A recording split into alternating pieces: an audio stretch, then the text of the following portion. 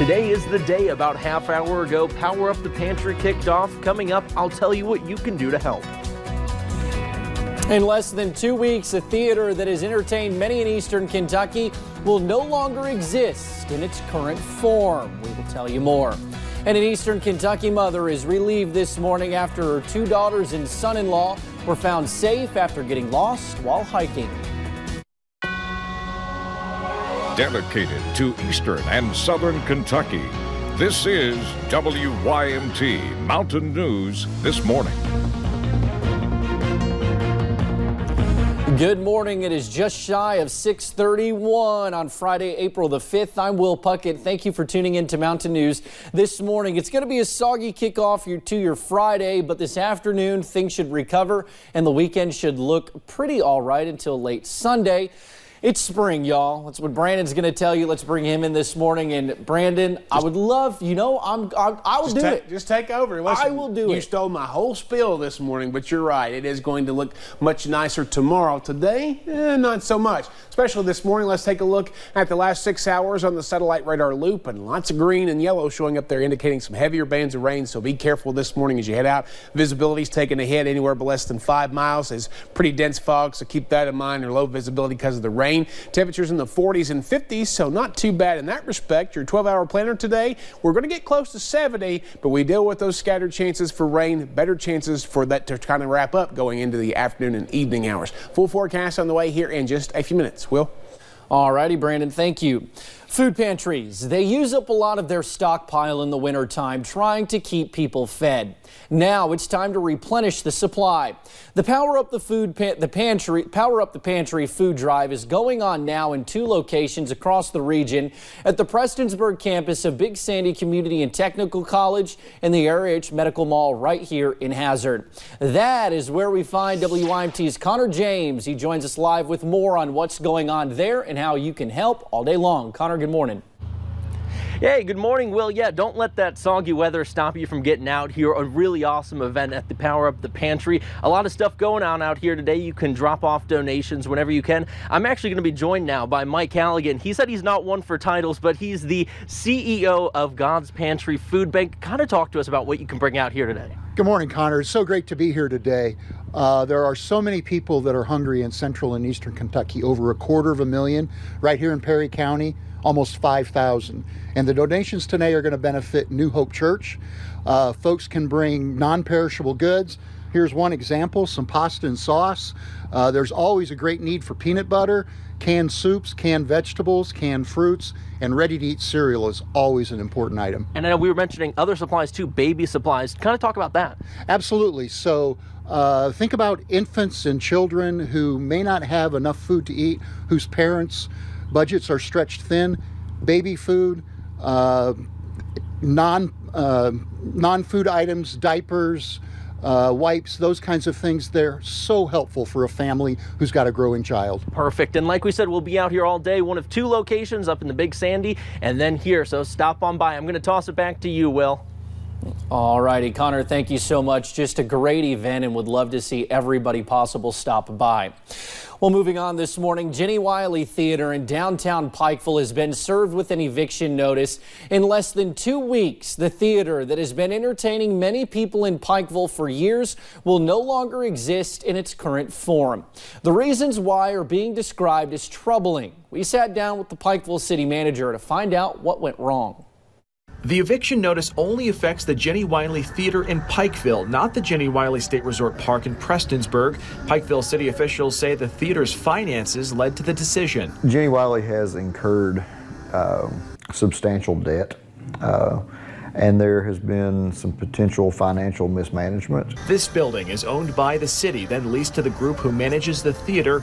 Pikeville city officials say the group broke the lease agreement several months ago. Some time ago, we had notified them of their default on their lease when they laid off all their staff and canceled their productions. After terminating the lease, city commissioners appointed 2 people to the board that oversees the theater. That's where Philip Ellswick says they learned about the debt. It's close to $1 million of debt. All of that to third parties, none of that to the city. And you know, I don't really know what the debt was. it's hard to ascertain exactly what it was used for. Locals say the news is shocking. They say their memories of the theater are happy ones, spent with family. She never would sit still for us to watch any kind of movie, and she never moved the whole time. Yeah, she loved it. We all did. The theater is not going away. Instead, it will be managed by the city and by the East Kentucky Expo Center. The city will be managing our own theater program. We've hired the former executive director at Jenny Wiley. Her name is Robin Irwin, and she's come on our staff and will continue with theater productions just like she had been planning at Jenny Wiley. Making difficult decisions after concerning revelations. That was Justin Case reporting. We have not been able to reach Jenny Wiley's board members for comments. Ellswick is also not sure what the theater will be renamed. Meanwhile, the Claiborne County Sheriff's Office arrested a man in connection to the robbery of a bank in Harrogate. Authorities arrested 41-year-old Robbie Bateman in Morristown in connection to a robbery that occurred at the Home Federal Bank on March 22nd. CCSO said Bateman was arrested on a federal probation violation. He has not been charged in connection to the robbery, but officials say he is considered a primary suspect in the case. At least 10 assailants were killed in a clash with Brazilian authorities Thursday in an attempt to rob two banks in Guairamara in the state of Sao Paulo. According to authorities, the criminal band of approximately 25 members used explosives to rob two ATMs during the early morning. Brazil's federal police told CNN that the rest of the attackers escaped and that the search for them continues. At least two police officers have been shot in Henry County, Georgia. They are both in stable condition this morning.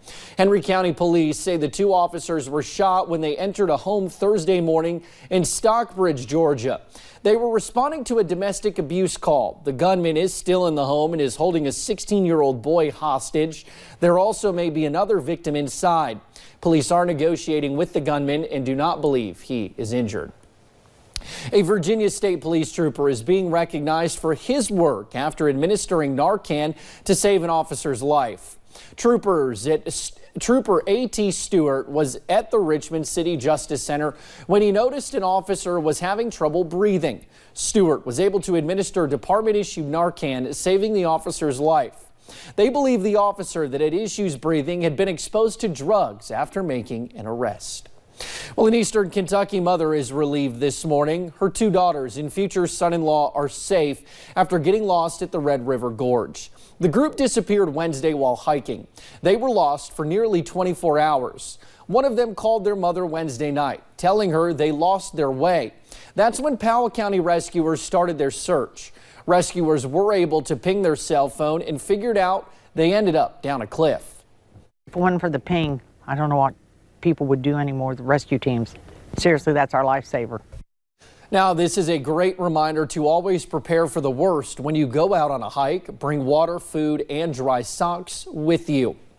The U.S. Small Business Administration announced yesterday some Kentuckians impacted by flooding in February and March qualify to apply for loans to help with the cleanup. The dates of the flooding span from February 6th to March 10th across Johnson, Magoffin, Breathitt, Floyd, Knott, Lawrence, Martin, Morgan, and Wolfe counties. They are low-interest disaster loans from the SBA. We have information on where to apply on WYMT.com. As heartbreaking as it was to see the Auburn Tigers beat the Kentucky Wildcats in the Elite Eight, this next story shows why the win meant so much more from the team from Alabama. In early March, a series of deadly tornadoes ripped through Lee County, not far from Auburn's campus. This video shows Coach Bruce Pearl and Aubie the Tiger greeting students at Beauregard Elementary School just days before the SEC tournament, which Auburn won. The community was hard hit by the outbreak.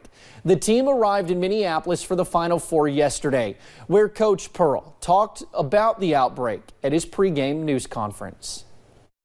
It's going to take months, it's going to take years to rebuild. We'll never replace the loss of life, but my message is let's not forget about that storm. Thanks for asking, because we need to rebuild the community, and it's going to take a lot longer and a lot more than just water and diapers. Now you can watch the Tigers take on the University of Virginia Cavs tomorrow night just after 6 right here on WYMT. Researchers at Colorado State University are forecasting a slightly below normal Atlantic hurricane season, and we could use it. They expect 5 hurricanes this year, with 2 that are considered major, meaning Category 3 or higher. That's about 75% of normal activity. And it's because of a developing El Nino and cooler Atlantic waters that should help inhibit powerful storms. Keep in mind the new forecast does not predict where the storms might fall or if they will make landfall. Well, it's 6:40 in the morning. Let's toss it over to Brandon on the weather wall to get a better look at what to expect as you walk out the door on this Friday. Brandon? Yeah, it's going to be soggy for a little while today, and you can still see those pockets of yellow and darker greens, but they're starting to get less and less, so that's some good news for us this morning. As we take a look at temperatures, they've not moved a whole lot thanks to the cloud cover and the rain. Still upper 40s in some locations and low 50s for the rest of us. Coffee meter, between iced coffee and a normal day, some folks would be a little bit warm this morning with those low 50s there across the board. Let's take a look ahead to the weekend. Take a sneak peek there. Tomorrow, not too bad. Look at that. Both days, temperatures in the mid to upper 70s. Straight chances tomorrow, but mainly sunny skies and showers and storms possible on Sunday. Some of those could be on the stronger side. Will? All righty, Brandon. It's a spring pattern for sure. We will have stories that are trending on WYMT.com next. As always, thank you for joining us right here on Mountain News this morning. We have cell phone video that captured heart-stopping moments as an SUV dangles over the edge of a Florida parking deck. And memorials were held across Memphis, Tennessee yesterday to honor the life of Dr. Martin Luther King Jr. We will tell you more.